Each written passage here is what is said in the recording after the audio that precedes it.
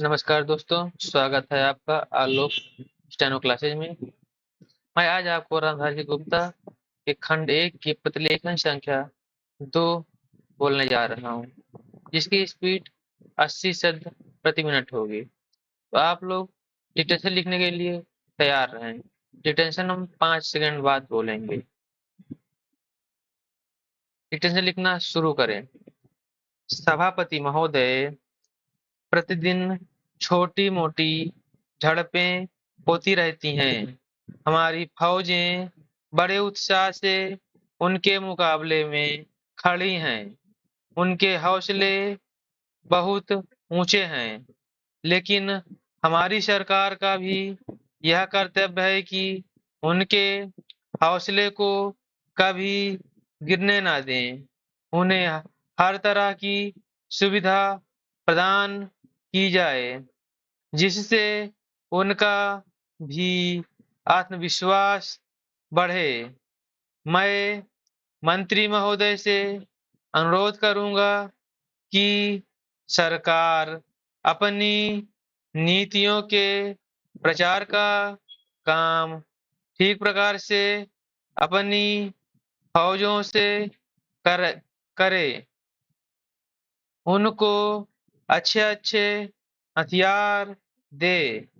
अनुसूचित जातियों और आदिवासी जातियों के आयुक्त ने जो अपना प्रतिवेदन प्रस्तुत किया है, उस प्रतिवेदन को देखने से यह प्रतीत होता है कि इसको तैयार करने में उन्होंने बहुत परिश्रम से कार्य किया है। इसके लिए मैं उनको और उनके सहयोगियों को धन्यवाद देता हूँ, परंतु साथ ही साथ इस प्रतिवेदन के संबंध में कुछ आवश्यक निवेदन भी करना चाहता हूँ। पहली बात तो यह है कि इस प्रतिवेदन को देखने से ऐसा प्रतीत होता है कि इन कार्यों के लिए जिस धन का उपयोग होता है, वह 3 साधनों से उपलब्ध होता है। केंद्र सरकार द्वारा, राज्य सरकार द्वारा और कुछ गैर सरकारी संस्थाओं द्वारा प्रतिवेदन के अनुसार जितना धन इन कार्यों पर व्यय करने के लिए दिया जाता है, उतना धन पूरी तरह से व्यय नहीं हो पाता। मैं यह नहीं कह सकता कि आवश्यकता से अधिक धन दिया जाता है।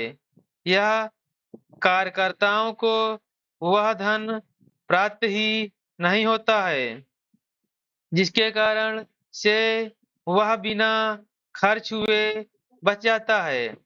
मैं तो यह चाहता हूँ कि जितना धन दिया जाता है, उसका पूरा उपयोग हो और आयुक्त को यह न कहना पड़े कि इस कार्य के लिए जितने धन की आवश्यकता थी, उतना धन नहीं मिल पाया और विश्वास होकर हम उस कार्य को बीच में ही रोकना पड़ा।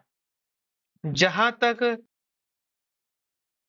जहाँ तक राज्य सरकारों का संबंध है, बहुत सी राज्य सरकारें अभी तक इस कार्य में असावधानी से काम ले रही हैं और इस कार्य को उपेक्षा की दृष्टि से देखती हैं।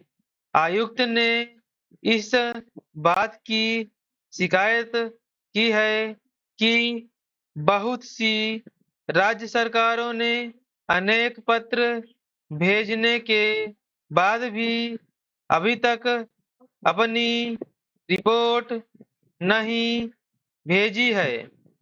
मैं चाहता हूं कि सरकार इस तरफ निष्ठापूर्वक ध्यान दे। राज्य सरकारों पर दबाव डाला जाए कि वे इस दायित्व के प्रति सचेत हों और आयुक्त को उनके कार्य में पूरा पूरा सहयोग प्रदान करें। धन्यवाद। अगर आपको वीडियो अच्छी लगे तो सब्सक्राइब करें।